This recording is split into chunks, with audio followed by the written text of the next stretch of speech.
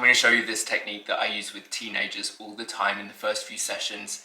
It gets a timeline for you, it's a bit of an intake process, builds rapport, and it's generally kind of fun.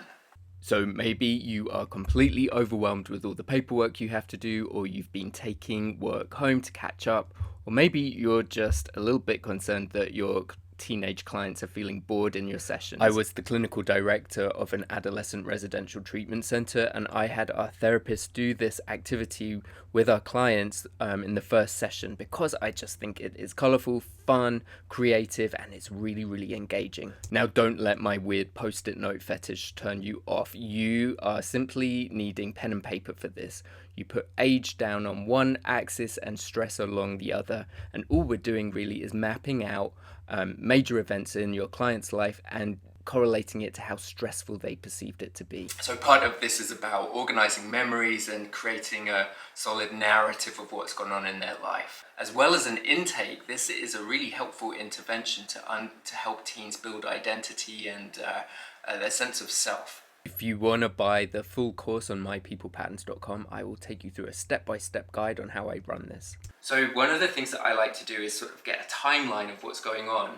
And I would love for you to tell me about some of the biggest events of your life. There's even a fake client who provides answers, and you can watch me respond and make the chart in real time. It's stressful at home right now. My parents are always complaining about my grades, which is so unfair because the teachers are lame.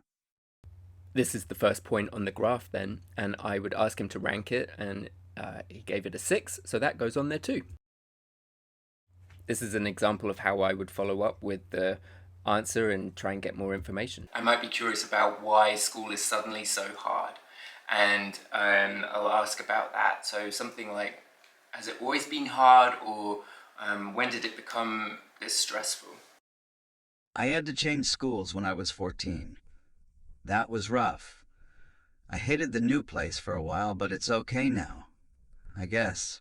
So the next point goes on there at age 14, and I'm only doing the last 5 or 6 years, which is totally doable, or you could do the entire life as well. Entirely up to you. It's very adaptable. And you're also going to get some of my thoughts on how I conceptualize this case and what I think is going on in the family and the teen. School changes are a big, big thing for teenagers. And remember what it was like. You had your friends there, hopefully, and all of a sudden you had to change schools, leave your friends behind, so grief and loss, but then also show up to a new school where potentially you don't know anyone. In my mind, this is really stressful.